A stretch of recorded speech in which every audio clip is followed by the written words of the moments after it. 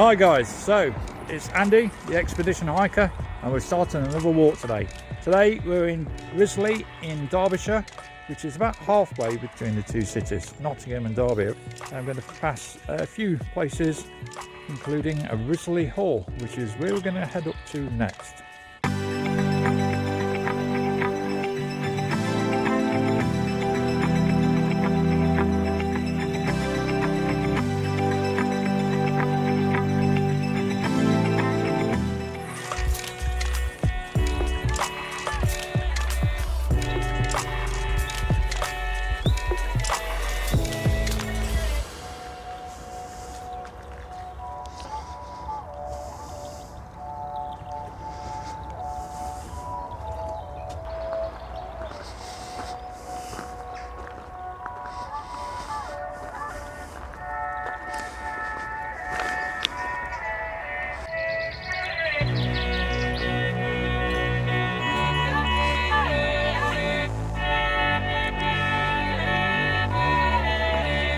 Just outside Risley Hall. Now Risley Hall was originally built in the 11th century and it was built for the Mortimers. Over the centuries it's been remodelled and expanded into what we see today. Behind me is a 16th century baronial hall. So Hugh Willoughby, a famous navigator from around the 1550s, lived in this house before he set sail to find the Northern Passage. But unfortunately, him and his crews were frozen to death, so it came to a cold ending. Now the hall is a hotel and wedding venue. Well, as you can see from post-lockdown, my hair and beard is in greatly need of a cut. If I can get anywhere near a barber. Not sure how a barber is going to cut my hair being 2 meters away, but we'll try and work that out in the next few weeks. We're going to go through the village of Risley, then up to the Midshires Way, then up to Constitutional Hill, past it's called Risley Coppice. Hopefully there's going to be some bluebells in there. And then we're going to head up to Hopwell Hall, down to Draycott House. We'll head down to Breaston and then head up towards the A52 and back into Risley. Should be a nice little walk, about 6.5 miles. So let's get going.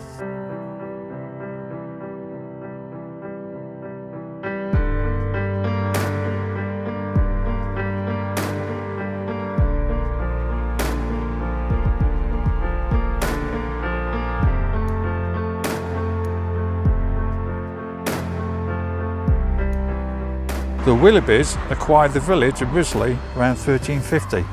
So the Church of All Saints was built in the late part of the 1500s, built by the Willoughby family who owned Woodland Hall. I've been noted in several of my videos in the past. The family founded a free school in 1583. The Latin school was built in 1732 and at one point was a grammar school too. Next door to All Saints Church, we have Latin House. Latin House is a Grade 2 listed property built in 1706 from the expense of Elizabeth Gray of Risley Hall for the Latin master and his pupils of Risley School, although now it is a private residence.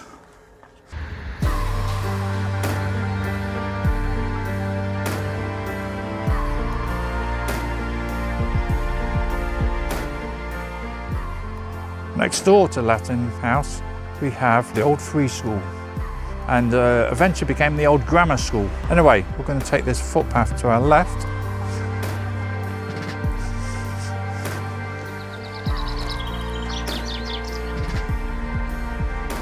A lot of books.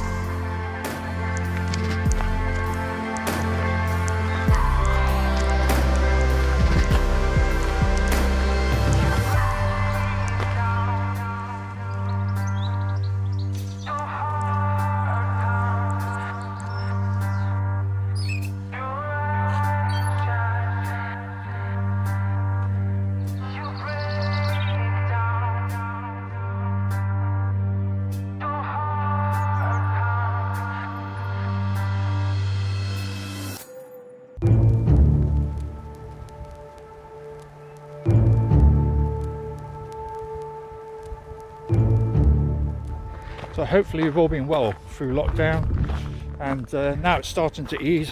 Hopefully you're all getting out walking and exercising a little bit more. Now we have that opportunity to walk non-stop. Anyway, hopefully you've also learnt some new skills. I certainly have. I've improved my video editing and Photoshop skills.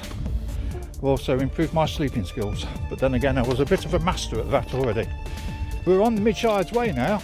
Now, the Midshires Way is 230 miles that stretches from Buckinghamshire and the Chiltern Hills and goes all the way to Stockport in Manchester.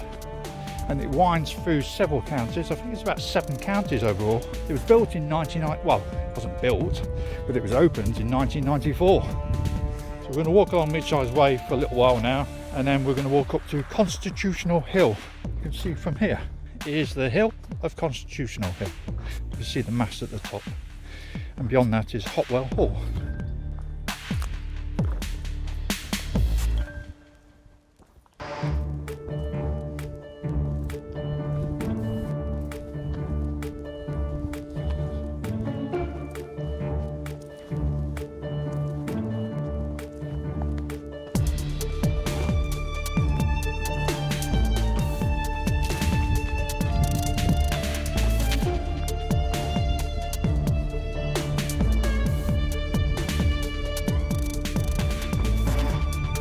So we're just reaching the brow of Constitutional Hill. On our left hand side we've got the mast. Continue walking on this path, which is obviously the Midshires Way. And on our right is a woodland, which is called Risley Coppice. And hopefully when we get in there, we might be able to see some bluebells. So we've just reached near enough the brow of Constitutional Hill. We've come across the story of the Risley Lanx. So the Risley Lanx is this thing here. 9th of June 1729, a farm worker ploughed up a metal object buried at a depth of about 3 inches. The object was broken up and distributed amongst his fellow farm workers. We know that the centre part of the dish came into the possession of Lady Aston, the local lady of the manor, and along with several other pieces they were assembled and drawn by a local reverend, Mr. Hardy. So this is it in all its glory. There was also a fake Lanx.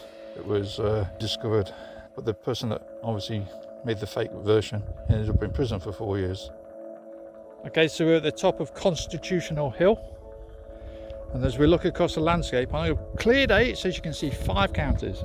Now, on the left side of us, just beyond this woodland, is Nottinghamshire.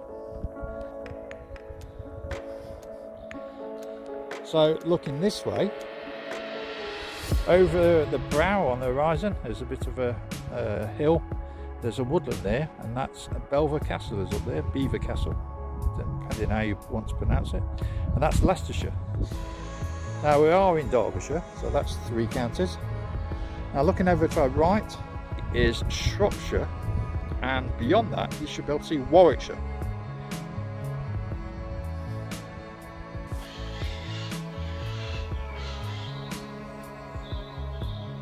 So we've just reached Risley Coppice.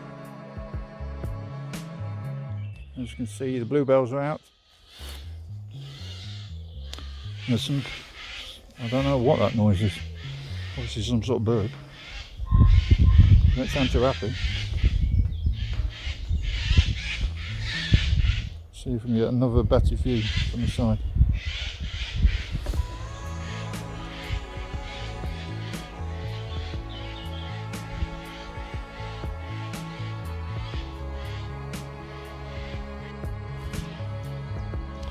So as we move away from the squawking birds, we're going to head up the path here and we'll come up to Hopwell Hall.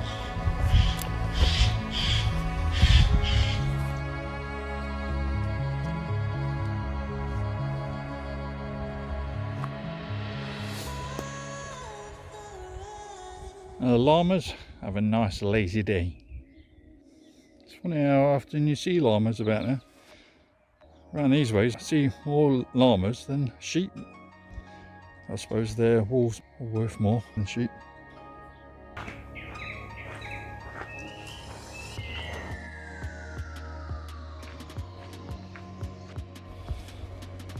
So I was I was wrong. I admit it, they're not llamas, they are alpacas. And how do I know? Because this sign says.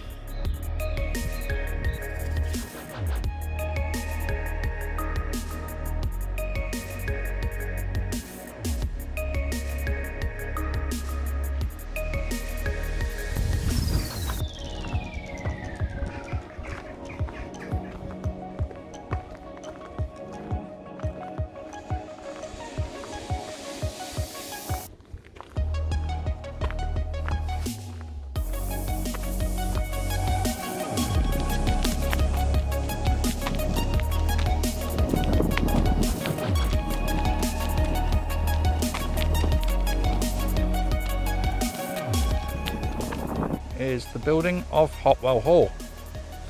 Originally it was a manor house that stood on this site, and is mentioned in the Domesday Book of 1086, and it was part of the Bishop of Chester's estates.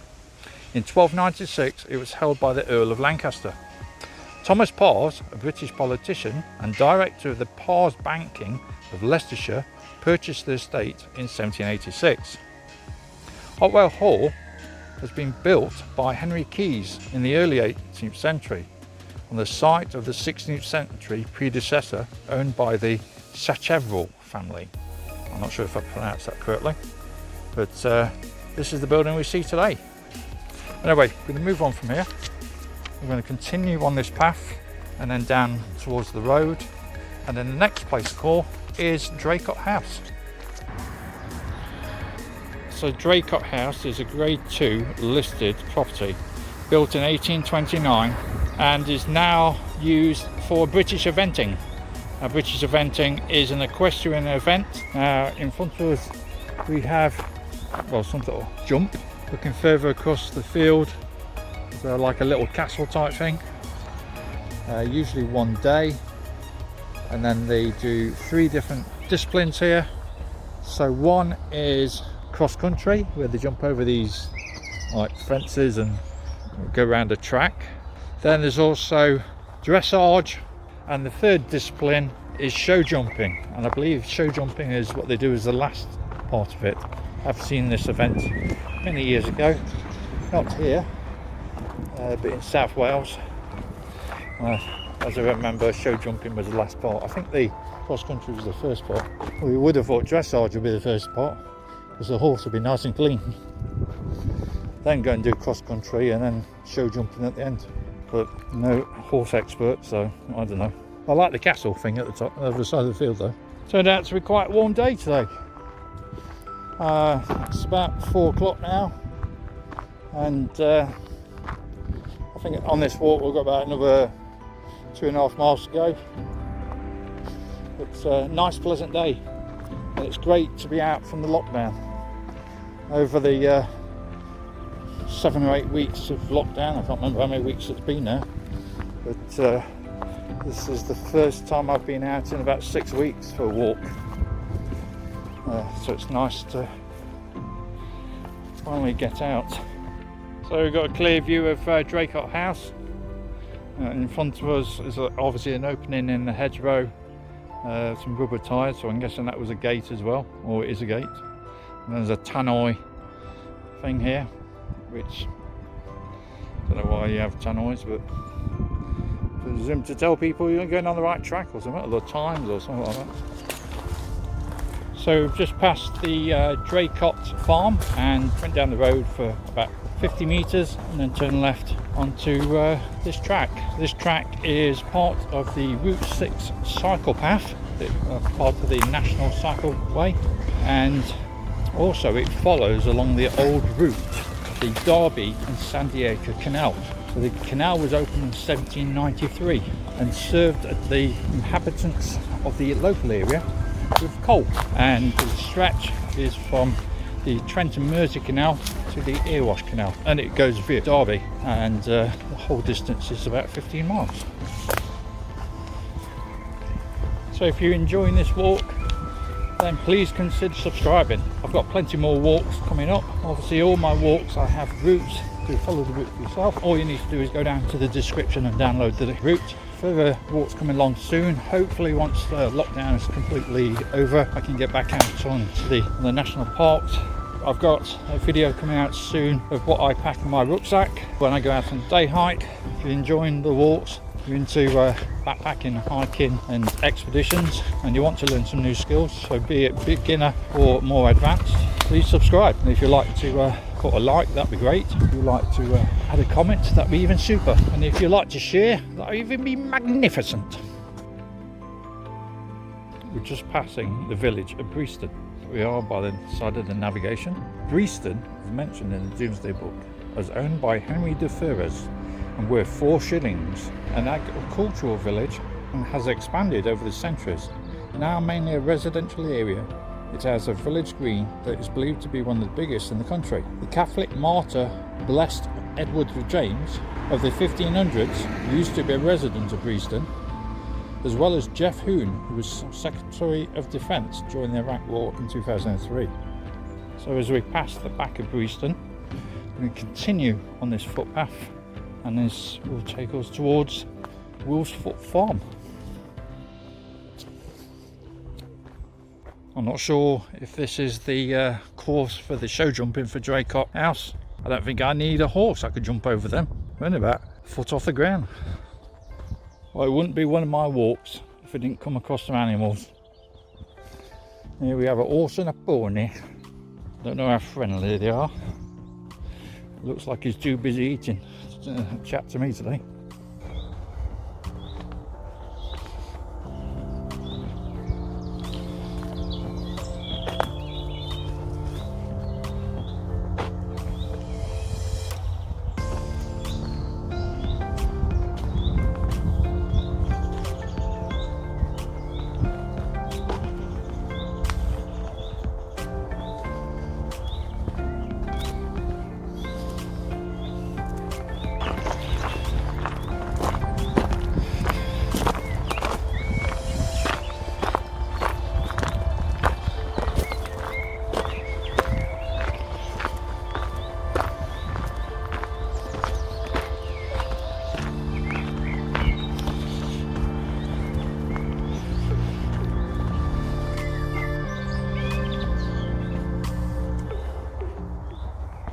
As you can hear from the noise, we're getting away from the fields and back to the reality of the hustle and bustle on the roads.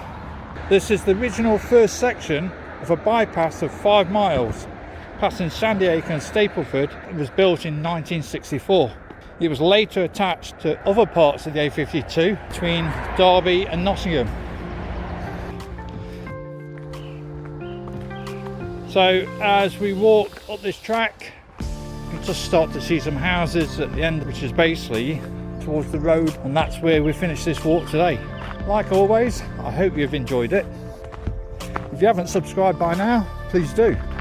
And also, if you'd like to add a comment, press a like would be great. The thumbs up if you've liked this video. So until then, stay safe. Look after yourselves, and well, we're fighting through this lockdown. Hopefully it's going to be over soon, and hopefully we'll be all out walking again. So until then, I'll see you soon. So bye hikers.